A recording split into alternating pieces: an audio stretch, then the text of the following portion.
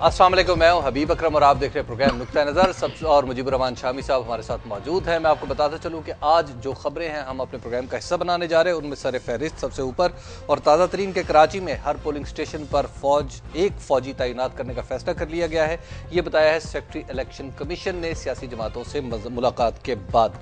और उसके बाद इलेक्शन कमीशन की तश्कील गलत है, इसको काम करने से रोका जाए और इसको दोबारा बनाया जाए। ये पिटीशन दायर की है डॉक्टर ताहिरुल कादरी ने आज सुप्रीम कोर्ट में, जबकि चीफ इलेक्शन कमिश्नर ने आज बयान दिया है कि इलेक्शन कमीशन के अरकान की तकर्री आईनी है। और उसके बाद जॉन केरी हिलरी क्लिंटन की जगह अमरीकी वजीर खारजा बन गए हैं। पाकिस्तान के लिए आसानियों की खबर है या मुश्किलात की। और फिर बरतानवी दारुल अवाम ने बिल पास किया है कि हम जिन्स आपस में शादी कर सकते हैं। और last but not the least कि यंग डॉक्टर्स की भूख हड़ताल अब तक जारी है। शाम साहब, जो आज सबसे अभी ताज़ा तरीन खबर है वो तो यह है कि कराची में फौजी तैनात करने का फैसला कर लिया हर पोलिंग स्टेशन पे। तो अच्छी बात है। अच्छा, हाँ, इसमें क्या बुरी बात क्या है? इससे कराची वो तो हम तो ये सुन रहे थे कि फौजी तैनात करने का मुतालबा होगा और मुतालबा अगर मंजूर हो जाएगा तो इलेक्शन फ्री एंड फेयर हो जाएंगे, जैसे कभी कराची में हुए ही नहीं थे। नहीं, ये देखिए, जो MQM की मुखालिफ जमातें हैं उनका ये मुतालबा था कि फौज को तैनात किया जाए पोलिंग स्टेशंस पर, ठीक है, ताकि वहां कोई धांधली ना हो सके, वहां ठप्पे न लग सके। ये शिकायत पाई जाती है कि कई पोलिंग स्टेशंस पर पर्चियां लेकर उन पर ठप्पे लगा दिए जाते हैं। ठीक है, और ऐसा हुआ है, रिकॉर्ड पर चीजें हैं कि किसी पोलिंग स्टेशन पर फर्ज करें 100 वोट है तो संदूकची में से 100 बरामद हुए पूरे के पूरे। और यह भी हुआ कि कहीं से 110 बरामद हो गए। अच्छा, बहुत खूब। 120 बरामद हो गए। तो आप देखिए कि ये तो फिर ढोंग हुआ ना। अगर ओवरऑल शहर में 60% वोट पड़े या 50% वोट हुए तो फिर ये 100% वोट कैसे पोल हो गए और 100% ज्यादा कैसे पोल हो गए? तो अब ये जो जमातें हैं मुख्तलिफ सियासी, उनका ये ख्याल है कि अगर फौज वहां मुतय्यन होगी, उसका कोई सिपाही मुतय्यन होगा तो फिर अमनो अमान रहेगा, अमनो सुकून रहेगा और किसी को यह जरूरत नहीं हो सकेगी कि इंतखाबी अमला जो है उसको यरगमाल बना ले और उसको इस काम पर लगा दे।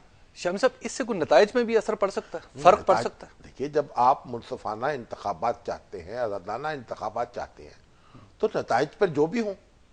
देखिए, एक और भी मैं आपको अर्ज करूं, इसके अलावा एक बड़ी जरूरी चीज है। हर बैलेट पेपर पर अंगूठे का निशान लगता है वोटर का। ठीक है, और वो वोट, अब अंगूठे का निशान वो है जो नादरा के रिकॉर्ड में मौजूद है। दुरुस्त। हर शख्स का अलग रिकॉर्ड है वहां, हर वोटर का, और उसका अंगूठे का निशान भी मौजूद है। ठीक है, तो बड़ा आसान हो गया है इस ठप्पा जो पोलिंग है ना, इसको रोकना। क्रॉस चेक हो सकता है, बहुत क्रॉस चेक हो सकता है। यानी इलेक्शन कमीशन एट रैंडम किसी भी जगह के लेके बैलेट बॉक्स को उसको खोले और बैलेट पेपर्स पे चेक कर ले। 100 पे 200 पे आया ये अंगूठे लगे हुए हैं उसी शख्स के, और इससे आसानी से पता चल जाएगा कि पोलिंग दुरुस्त हुई है कि नहीं हुई है। देखिए, लोग जिसको चाहते हैं उसको वोट दें, लेकिन ये नहीं होना चाहिए कि जबरदस्ती कब्जा करके पोलिंग स्टेशन पर और ठप्पे लगा दिए। बट एक क्वेश्चन तो उठता है, वो ये है कि सिर्फ कराची के लिए ही ये स्ट्रेटेजी क्यों? नहीं, कराची में अमनो अमान का मसला है। कराची में रोज बंदे मारे जाते हैं, टारगेट किलिंग होती है। अगर कोई दिन ऐसा गुजर जाए कि जिसमें अभी कल परसों एक दिन ऐसा गुजरा है कि 2 आदमी मारे गए थे सिर्फ जी, तो ये मैं देख रहा था, तबसरा निगारों की बातें कर रहे थे। आज तो कराची में बड़ा सुकून का दिन गुजरा है, सिर्फ 2 हलाकतें हुई हैं। तो कराची में तो 14-15 हलाकतें मामूल हो चुका है और बोरी में बंद लाशें भी बरामद होती हैं। और अभी तो कराची बदअमनी केस की समाअत भी कर रही है सुप्रीम कोर्ट। बिल्कुल। और कोई हुक्म पे हुक्म दिया जा रहा है और कोई पुरसाने हाल नहीं है।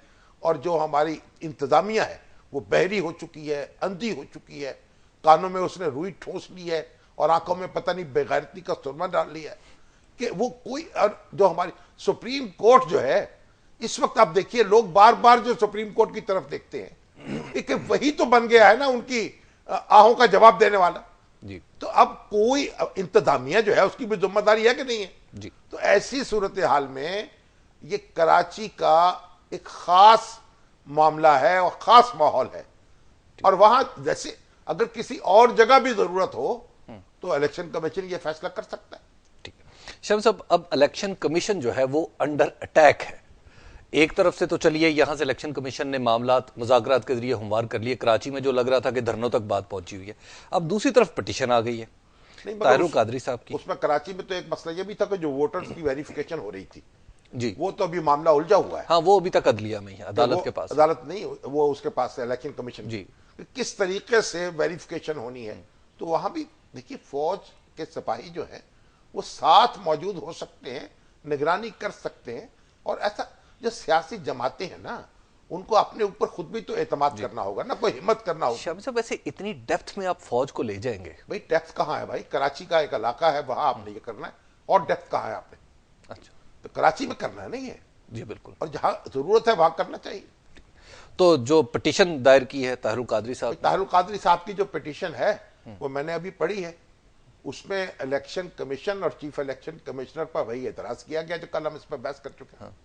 उन्होंने कहा है जी कि पार्लियामेंट्री कमेटी ने इसकी हेयरिंग नहीं की, ठीक है, और 3-3 नाम पेश नहीं किए गए, इसलिए इसको तो वाइड अबनिशो शुरू से खत्म करा दिया जाए, जैसे एनआरओ को खत्म करा दिया गया। ठीक है, और गोया इसका फिर हर इकदाम ही गलत हो जाएगा। अब कल भी हमने बहस की थी कि जहां तक तो चीफ इलेक्शन कमिश्नर का ताल्लुक है, उसके लिए तो 3-3 नाम जो हैं वो पेश हुए, और कमेटी ने इत्तफाक राय से ये मुनासिब समझा कि फखरुद्दीन इब्राहिम से दरखास्त की जाए कि वो बन जाए। बट शम्स साहब, हेयरिंग तो नहीं हुई ना? हेयरिंग नहीं हुई, उसकी जरूरत नहीं समझी, एक ही शख्स पर इत्तफाक हो गया। तो अब यह भी देखना होगा कि क्या हेयरिंग मैंडेटरी है, लाजिमन होनी चाहिए, या ऑप्शनल है, कमेटी की जिम्मेदारी है, करे या ना करे, यानी उसका इख्तियार भी तो को होना चाहिए ना। जहां तक ताल्लुक है कमीशन के 4 अरकान का, जी, उनके बारे में जो मैंने मालूम किया है, 3-3 नाम प्रपोज नहीं किए गए, या 3 नाम मिलकर अपोजिशन और हुकूमत की तरफ से पेश नहीं किए गए। गोया एक आईनी जरूरत थी। वो एक जो प्रोसीजर बताया गया है 213 में, आर्टिकल 213 में, वो यही है कि 3 नाम या तो अपोजिशन लीडर और या वजीर आजम मिलकर, या अगर इत्तफाक ना हो सके तो अलग अलग भेजेंगे, और फिर पार्लियामेंट्री कमेटी उन तीनों नामों की हेयरिंग करेगी, उनको लोगों को बुला के, और फिर फैसला करेगी। ठीक है, ये उसमें लिखा हुआ है। लेकिन फिर उसके बारे में भी यही कहा जा रहा है ना कि जब इत्तफाक हो गया तो फिर उसकी जरूरत नहीं रही। लेकिन बहरहाल अब सुप्रीम कोर्ट के सामने मामला आ गया है और उसको फैसला करना है कि ये जो प्रोसीजर जो है उसके अंदर जो खला रह गया है, आया इससे कार्रवाई कालादम करा दे दी जाए, या इस पर सिर्फ इंतबाह करके छोड़ दिया जाए, या मैंडेटरी है या रिकमेंडेटरी है। और हमारे जो एस एम जफर साहब हैं, पाकिस्तान के एक नामवर और इंतहाई सीनियर कानूनदान हैं, उन्होंने जो ये कमेटी बनाई गई थी ना, उनकी हुकूमत की और ताहिर कादरी साहब की गुफ्तगू या मज़ाकरात के नतीजे में एक कानूनदानों की कमेटी बनाई गई थी। उसका जो इजलास बुलाया गया तो जफर साहब को भी उसमें तलब किया गया। तो जफर साहब ने कहा जी मेरी राय तो ये है। तो उन्होंने कहा जी आपने ये राय अभी क्यों जाहिर कर दी? उन्होंने कहा जी अब आपने बुलाई, अब है, पूछा ही, अब है, जब कोई पूछेगा तो मैं अपनी राय बता दूंगा कि ये फॉलो नहीं किया गया। और उनकी राय कादरी साहब वाली है, तो उन्होंने उनकी नहीं, कादरी साहब की राय उनकी राय से बनी। अच्छा, अच्छा। तो उन्होंने कहा जी ये तरीके कार जो है इसमें फॉलो नहीं किया गया। तो अब उसके बाद जो थे वो वजीर कानून साहब, उन्होंने कहा बाकी और दूसरे कानूनदानों ने कहा नहीं, इत्तेफाक राय से हुआ है तो हम आपकी ये जो राय है इसको रिकॉर्ड पर नहीं लाते, उनकी मर्जी आपकी ना लाएं। उन्होंने, लेकिन वो फिर बाद में खबरों में छप गई, और जब खबरों में छप गई तो अब वो राय जो है वो आ गई। अब मैंने उसके बाद ये किया कि अपने हुदहुद को भेजा एस एम जफर साहब के पास। अच्छा, तो इसका कोई हल, भाई कोई बयान कर रहे हैं वो, या कहीं कोई पूछने वालों को कुछ मशवरा दे रहे हैं। तो उसने बड़ी दिलचस्प बात मुझे आके बताई। वो क्या? वो ये बताई कि एस एम जफर साहब से बहुत से लोग जो हैं आके पूछ रहे हैं, हुजूर आपने ये नुक्ता तो उठा दिया, ये तवज्जो मबजूर करा दी, अब इसके बाद इस उलझन से निकलेंगे कैसे? तो उन्होंने कहा अगर सुप्रीम कोर्ट चाहे तो जो जुनेजो साहब का केस है ना, उसको नजीर बनाकर ये इलेक्शन कमीशन के 4 अरकान को मौका दे सकती है काम करने का। वो जिसमें असेंबली बहाल नहीं हुई थी, हाँ, लेकिन नहीं, उसमें उन्होंने असेंबली की तहलील तो गैर आईनी करार दे दी थी, ठीक है। लेकिन जुनेजा साहब की हुकूमत को बहाल नहीं किया था। शामी साहब एक ब्रेक ले लेते हैं, ये हल भी सामने आ रहा है, इस पर मजीद गुफ्तगू होगी एक वक्फे के बाद।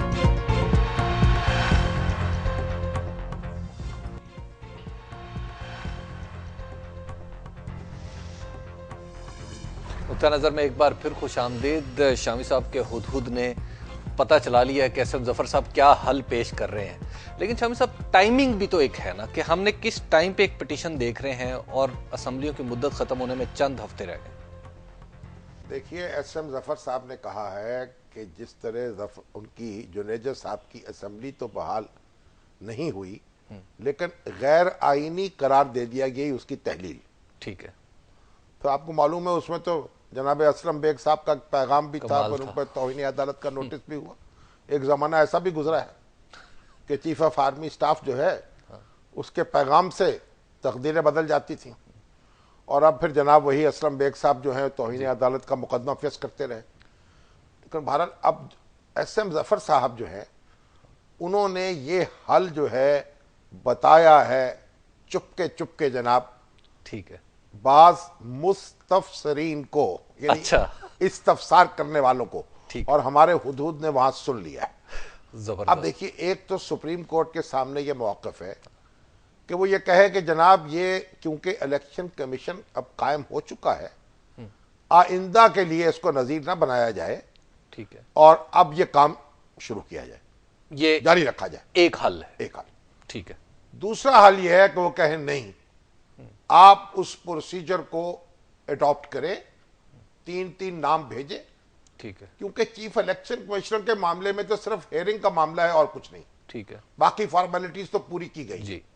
और ये जो 4-4 या 3-3 नाम नहीं भेजे गए, तो वो कहें जी आप इसको नाम भेज दीजिए और 3 दिन में या 4 दिन में ये एक्सरसाइज मुकम्मल कर लीजिए, ठीक है।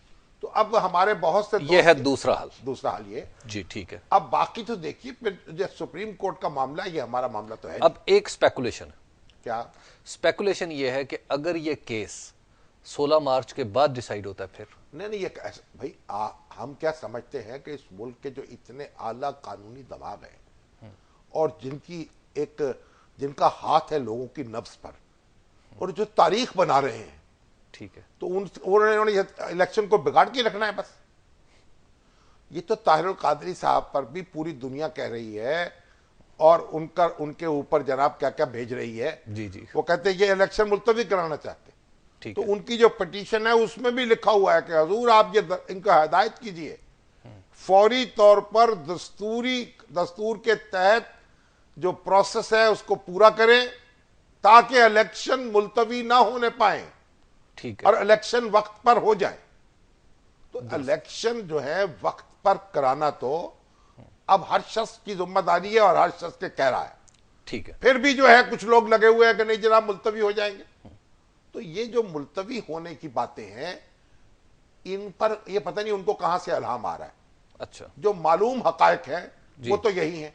भाई फौज कह रही है, वो तो फतेह बुखारी साहब ने सुप्रीम कोर्ट में यानी ये बात कही, जो प्रेसिडेंट को खत लिखा है वो भी ये उसमें तो उन्होंने कि फौज तो जमहूरियत चाहती, भाई फौज भी जमहूरियत चाहती है। लेकिन अदलिया के बारे में चीफ क्या जस्टिस साहब रोज बयान देते हैं कि हम जनाब आइन के मुताबिक काम करेंगे, आइन से इधर उधर नहीं होने देंगे। और उसके बाद सियासी जमातें भी सारी ये कह रही हैं, इमरान खान भी ये कह रहे हैं, ताहिरुल कादरी भी ये कह रहे हैं, और बाकी दूसरी जमातें तो अपनी जगह है। तो आप इलेक्शन मुलतवी कैसे हो जाएंगे? हकायक को फेस वैल्यू पे लें तो ये नतीजा हर शख्स ये कह रहा है, फिर मालूम नहीं कि कहां से आ जाएगा जो इलेक्शन मुलतवी कर देगा। अच्छा शामी साहब, मैं अगली खबर पे जाने से पहले एक सवाल ज़हन में उठ रहा है, वो ये है कि फैसला दूसरी सूरत में आ जाए, जैसा अभी आप कह रहे थे कि दोबारा प्रोसेस करो, हाँ जी, सारा सिलसिला, तो उसके बाद से फर्ज किया ऐसा हो जाता है तो क्या इलेक्शन कमीशन के अंदर कोई फंडामेंटल तब्दीली आ जाएगी? नहीं, कोई तब्दीली नहीं हो सकता है। देखिए, अव्वलन तो जब ये कंसेंसस के साथ सारे अरकान आए हैं जी, तो फिर पार्लियामेंट्री कमेटी जो है उसी कंसेंसस को बरकरार रख सकती, ठीक है। लेकिन अगर यह मुनासिब समझे, फर्ज करें ऐसा ना हो, तो फिर आप तब्दीली भी हो सकती है एक आदमी, ठीक, इससे क्या फर्क पड़ जाएगा? यानी कोई रोल में, किरदार में, काम करने के अंदाज में वही रहेगा, आइन वही रहेगा, उनकी ज्यूरिसडिक्शन वही रहेगी जी। देखिए, एक और चीज मैं आपको बताऊं, एक बड़ी अहम है। आज हमारी पिलडैट की मीटिंग थी और उसमें भी यही जो इलेक्टोरल रिफॉर्म्स का मामला जेर बहस था, उसमें जो सुप्रीम कोर्ट का फैसला है एक जून 2012 का, वो बड़ी शिद्दत से जेर बहस आया। उसमें सुप्रीम कोर्ट ने बाज सिफारिशात की हैं या हदायत दी हैं बिल्कुल इलेक्शन के सिलसिले में। उसमें एक बात यह भी कही गई है कि 50% से जायद वोट लेकर जो शख्स कामयाब हो उसे कामयाब करार देना चाहिए, यह जमहूरियत का तकाजा है। तो ये बाइंडिंग फैसला है। जब देखिए, अब उसमें यह कहा गया है कि ये जो लोग, देखिए एक हलके में फर्ज कीजिए कि 20,000 वोट है और 5 आदमी खड़े हो गए, ठीक है, तो 3-3 हजार तकसीम हो गए बिल्कुल 4 आदमियों में, और 8,000 लेने वाला जीत गया। बिल्कुल ऐसे ही। तो आप अब वो जो 20,000 में से 8,000 लेके जीता है, उसको आप ये तो नहीं कहते मेजोरिटी का नुमाइंदा है। तो सुप्रीम कोर्ट ने कहा है कि इसका जायजा लेना चाहिए कि वो जो एक रनर ऑफ इलेक्शन होता है ना जी, रन ऑफ इलेक्शन, जी रन ऑफ, क्या कहते हैं, रन ऑफ, रन ऑफ, एक रन ऑफ इलेक्शन जो है उसका एहतमाम किया जाए।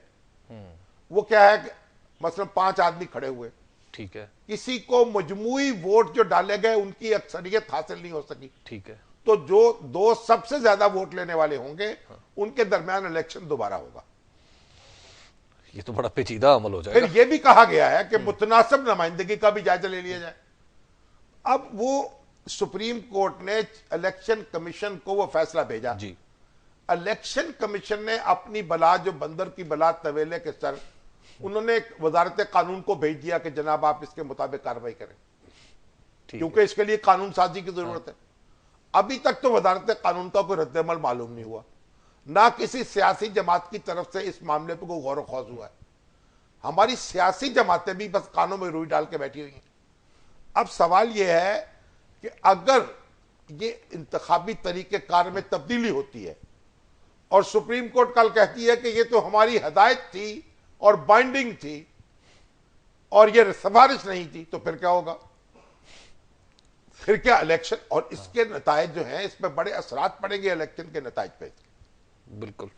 और आपको मैं अर्ज करूं कि ये एक ऐसी चीज है जिस पर सियासी जमातों को गौर करना चाहिए, इस पर वाज़ेह मौक़िफ़ इख्तियार करना चाहिए। अभी तो आप देखिए कि बरतानिया में भी, भारत में भी, कनाडा में भी, ऑस्ट्रेलिया में भी, न्यूजीलैंड में भी, जहां जहां पार्लिमानी तर्ज हुकूमत है ना, वहां वहां वोट इसी तरह पड़ रहे हैं जैसे पाकिस्तान में पड़ रहे हैं। जो जीता पहले हल्ले में वो जीत गया और दूसरी दफा इलेक्शन नहीं कराया जाता। ये मुतालबा था कोई प्रोपोर्शनेट रिप्रेजेंटेशन का या कोई और इस तरह की तब्दीली का। बरतानिया में ये लिबरल्स जो है ना, ज्वाइन किया कैमरून के पार्टनर्स, वो कहते थे कि हमारा मंशूर ये था जी। उस पर एग्रीमेंट ये हुआ कि वो ये रेफरेंडम होगा इस पर, ठीक है। रेफरेंडम कराया गया और वो हार गए। लोगों ने कहा नहीं, जो पुराना तरीक़ेकार है वही दुरुस्त है। तो पुराना तरीके इंतखाब जो है उसको इतनी आसानी से और एक इंतजामी हुक्म के जरिए तब्दील नहीं किया जा सकता। इस पर गौर खौज होना चाहिए, बहस तमीज़ होनी चाहिए और सियासी जमातों को अपना हिस्सा डालना चाहिए और हुकूमत को भी फैसला करना चाहिए, वगरना फिर सुप्रीम कोर्ट का फैसला होगा और अगर इंटरिम गवर्नमेंट बन गई तो फिर इंटरिम गवर्नमेंट होगी और फिर ये काम ऑर्डिनेंस के जरिए कराए जाएंगे, तो सूरत हाल बदल जाएगी। या हुकूमत बन जाए तो फिर भी एक बारूदी सुरंग उसके साथ साथ चलती रहेगी। हाँ, चलती रहेगी। तो इसलिए जो सुरंगें हैं अभी खुद को ना साफ कर दी जाए। ठीक है। अच्छा, और एक नुकता और भी बड़ा इसके अंदर है। अच्छा, वो भी आज मेरा एक हुदूद खबर लाया। ये हुदूद ने बड़ी तेजी से काम शुरू कर दिया। ये नई नौकरी है ना इसकी। हाँ, ये बहुत सालों के बाद जी इसको ये मौका मिला है। अच्छा, तो उसने मुझे बताया कि हजूर, ये जेल रोड के ऊपर, जिसे गौसल आजम रोड कहते हैं। अच्छा, जेल रोड को गौसल आजम रोड भी कहते हैं? अच्छा, उसका नाम गौसल आजम रोड है। अच्छा, अब उस पर एक दफ्तर कायम है जिसमें एक कमीशन कायम किया था सुप्रीम कोर्ट ने, जो बैंकों ने, कौमाए गए बैंकों ने जो कर्जे माफ किए हैं उनकी वापसी का कमीशन। अच्छा, ये जस्टिस जमशेद अली शाह साहब हैं, एक सुप्रीम कोर्ट के रिटायर्ड जज, उनकी क़यादत में यह काम कर रहा है और 3 इसके मेंबर्स हैं। अच्छा, तो मालूम हुआ हुदूद ने जाके देखा, फाइलें भरी पड़ी हैं वहां, संदूक के संदूक, और हजारों सफात पर मुश्तमिल एक रिपोर्ट मुरतब हो रही है उस कमीशन की। अच्छा, ये जिसमें तमाम कर्जे माफ कराने वालों के नाम होंगे, उनके पते होंगे, उनका तरीक़ेकार होगा, और वो किसी ये दिन आइंदा हफ्ते या आइंदा हफ्ते वो सुप्रीम कोर्ट के सामने पेश कर दी जाएगी। अब अच्छा। फिर उसके क्या असरात मुरतब होंगे, कितने लोग उसकी जद में आएंगे, इंतखाबी मुहिम पर, 62-63 पर, सरकारी वाजबात की वसूली पर, अब ये भी देखना पड़ेगा। शामी साहब मेरा चांस लग रहा है कि मुझे पार्टियां अब टिकट दें। अच्छा, आपका, हाँ आप, क्योंकि बाकी सारे तो नाहल हो जाएंगे। हाँ, अब नाहल इतनी तादाद में हो गए जब, जी, तो फिर तो तूफान आ जाएगा और नाहल लोग जो उठ खड़े होंगे फिर, जी, क्योंकि वो कौम जो है, देखिए जी, कौम तो सियासी जमातों के दरमियान बटी हुई है ना, हाँ, सियासी जमातों के साथ है ना। बिल्कुल। अब ये तो ऐसा है नहीं कि आप इनको निकाल दे सबको और गलियां रह जाए। सुनिए, फिर मिर्जा यार कौन है जिसको फराया जाएगा? मैं भी हो सकता हूं, लेकिन अभी ताहिर ब्रेक ले कादरी लेते साहब मान लेंगे इस बात को। हैं। एक ब्रेक ले लेते हैं, ब्रेक के बाद हम उसको यहीं से आगे बढ़ाएंगे। आप देखते रहिए नुक्ता नजर।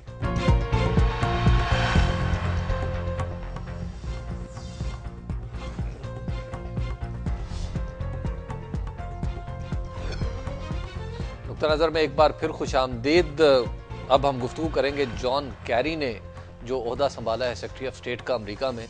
शामी साहब, ये हमारे लिए अच्छी खबर है, हमारे लिए बुरी खबर है? वैसे ये खबर हम अपने प्रोग्राम में आपने दी थी कुछ अर्सा पहले। हाँ, बहुत अर्सा पहले, जी। जब वो शाहिद साहब आए थे। जी, शाहिद खान साहब जब आए थे, और उनकी किस्मत अच्छी थी, बीच में तो एक और खातून आ गई थी ना, जी बिल्कुल, यूएनओ में जो उनकी रिप्रेजेंटेटिव हैं, जी, और वो उनको लीबिया का हादसा लेके बैठ गया। ये देखिए, हिलरी क्लिंटन रुखसत हो गई जी, और जॉन कैरी उनकी जगह आ गए। अब जॉन कैरी पाकिस्तान के साथ अच्छे ताल्लुकात हैं उनके, और एक बड़ी मोहब्बत का रिश्ता है उनका, मामलात को अच्छी तरह समझते हैं, और पाकिस्तान के दोस्तों में शुमार होता है। देखिए, जो कैरी लूगर बिल है ना, जी, जी, पाकिस्तान के लिए इमदाद का, उसमें कैरी यही है।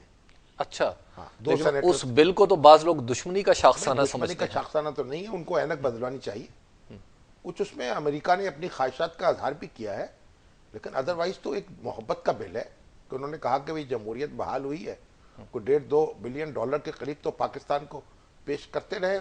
जी, और वो बिल जो था उसमें बात चीज़ें ऐसी थी जिन पर हमें एतराज़ था, लेकिन भारत, ये उनका मामला था। और जॉन कैरी जो है वो सदारती इलेक्शन भी लड़ चुके हैं, और सेनेट की जो फॉरेन रिलेशंस कमेटी है उसके चेयरमैन, तो बड़ा एक वसी तजर्बा है उनका। और हिलरी क्लिंटन जो है, उनकी और इनकी उम्र में कोई 5 साल का फासला होगा मेरा ख्याल, ये 70 के करीब है, वो 65 के करीब है।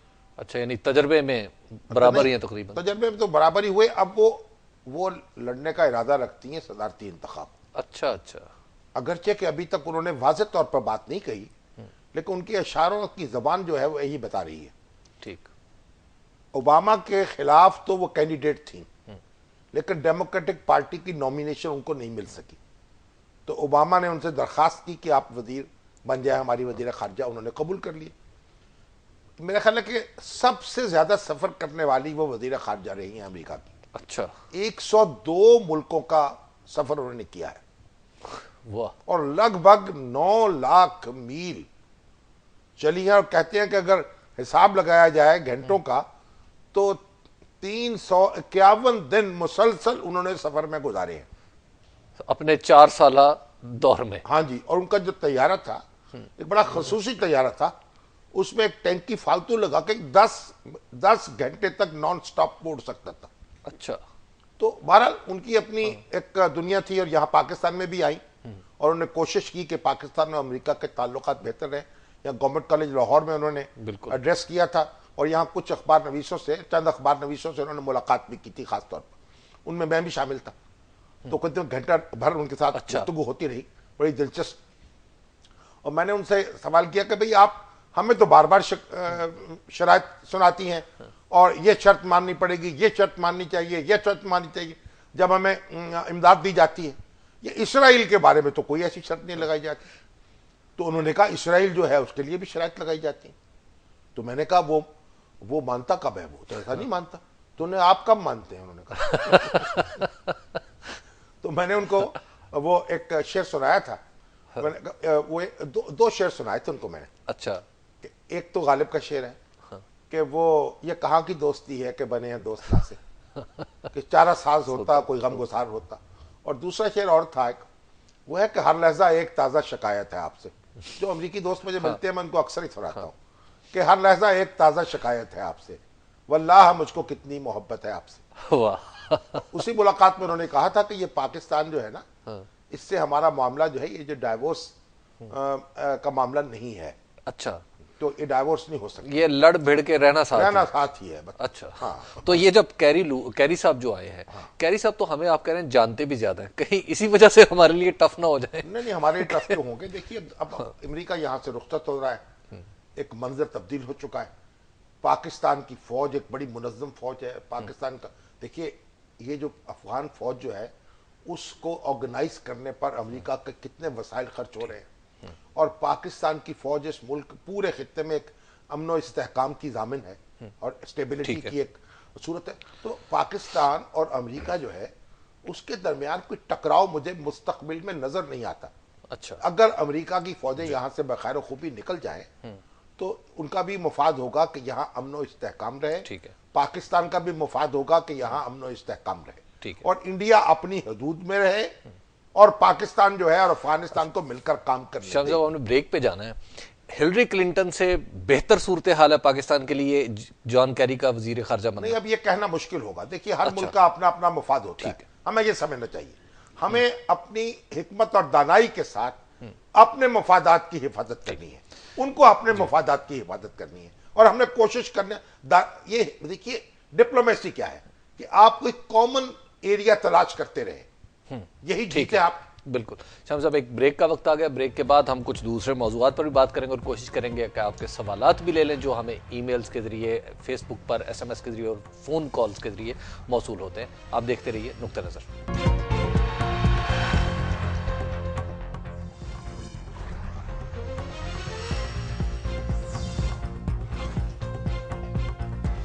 नुक्ता नज़र में एक बार फिर खुश आमदीद। आपके सवालात भी हैं लेकिन हमें थोड़ी देर दीजिए कि हम एक शामी साहब, जो दारुल अवाम ने, बरतानवी दारुल अवाम ने जो बिल पास कर दिया है। चलिए, बरतानिया में तो बिल पास हो गया है, बड़ा दिलचस्प मौजू है और वक्त बड़ा कम है, लोगों के सवालात रह जाएंगे, इसे फिर किसी और वक्त के लिए उठा रखते हैं। लेकिन मौजू बहुत दिलचस्प है। हाँ, इस पर जरा गुफ्तगू करेंगे। लेकिन इसके लिए हमारे नाजरीन को कुछ इंतजार करना पड़ेगा 2-3 दिन के बाद इंशाल्लाह। ठीक है। शाम साहब, डॉक्टरों पे आइए आप। जी, डॉक्टरों के बारे में डॉक्टर्स ने बहुत सारे सवाल हैं। मेरे ख्याल डॉक्टर के सवाल से बात यह है कि ये जो यंग डॉक्टर्स हैं जी, जो भूख हड़ताल करके लेटे हुए हैं, हुकूमत के अफसरान जो हैं वो समझ रहे हैं कि इनको ग्लूकोज वगैरह पिला दिया जाता है, लेकिन दरअसल मुझे डॉक्टरों ने बताया कि ऐसी बात नहीं है। अच्छा। ये फिल हकीकत वो भूख हड़ताल पर है और उनमें से बाज नौजवानों की हालत बड़ी नाजुक हो चुकी है और अभी तक हमारी हुकूमत जो है वो कमेटियां बनाने के चक्कर में है। 2 हिचकियों में हो गया बीमारे गम तमाम, दिल देखते रहे वो जिगर देखते रहे। लेकिन शाम साहब, एजुटेशनल रवैये का क्या जवाब है? एजुटेशनल रवैये तो फिर होते हैं ना, जवानों में तो होते हैं ना, जवान खून जो होता है। और ये हमारी सियासी जमातें इसी खून को इस्तेमाल करती हैं, गरमाती हैं जब ये हुकूमत में नहीं आती, और हुकूमत में आती हैं तो फिर उनको ये खून बुरा लगता है। देखिए जो कुछ भी है, ये जो कुछ हम है तो हमारे नौजवान ना। ठीक है। तो मैं शहबाज शरीफ साहब से बराह रास्त ये बात अर्ज करूंगा कि इन नौजवानों के दिल पर हाथ रखें और इनकी कोताहियां जो हैं इस वक्त माफ करें, वार्निंग देकर इनको। ठीक है। और इनकी जनाब भूख हड़ताल जो है खुदा न खास्ता को हादसा ना हो जाए, उसके बड़े दूररस असरात मुरत्तब होंगे। इन बच्चों को का ये जो रोजा कुशाई करवा दे इनकी। जी ठीक है। और जो दूसरे डॉक्टर हैं उनकी भी माजरत कबूल कर लें और उनके लिए दर जिंदा खोल दें। ये मेरी गुजारिश है अपने इन बच्चों के लिए, नौजवानों के लिए, साथियों के लिए। देखिए डॉक्टर एक कीमती सरमाया है, इनकी हिफाजत करनी चाहिए। अगर ये कोताही कर रहे हैं, कुछ भटक जाते हैं बाज़ औक़ात, तो प्यार से मोहब्बत से इनको समझाया जाए। इनका इलाज जो है वो मौला बख्श नहीं है। मौला बख्श पता आपको ना? जी जी। जो डंडा आप किसी काम का नहीं है। बच्चों को तो आप कह रहे हैं मार नहीं प्यार, और इनके पीछे बेचारे इस तरह पड़े हुए हैं। बच्चे तो कुर्सियां तोड़ने पहुंच जाते हैं। कोई बात नहीं, कोई बात। अब जो हो गया, गलती हो जाती है, गलती हो गई, बस उसको माफ करना चाहिए। जाकिर साहब है हमारे साथ लाहौर से। जी अस्सलाम वालेकुम जाकिर साहब।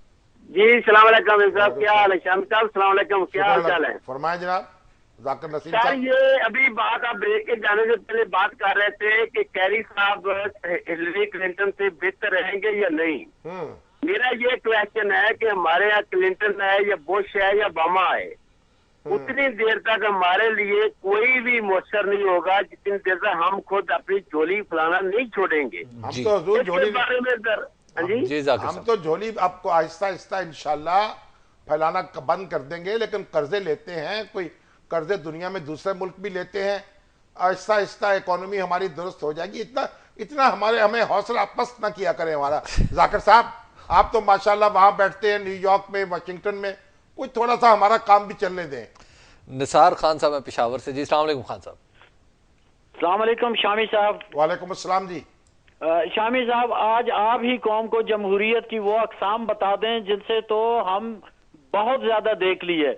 अयूब खान की बुनियादी जमहूरियत थी, भुट्टो की करिश्माती जमहूरियत थी, जिया की इस्लामी जमहूरियत थी, बेनजीर की बेमिसाल जमहूरियत थी, नवाज शरीफ की शरीफ जमहूरियत थी, मुशर्रफ की डेवोल्यूशन जमहूरियत थी, जरदारी गिलानी की लाउबाली मुफाहमती जमहूरियत थी। तो आप क्या देखना चाहते हैं?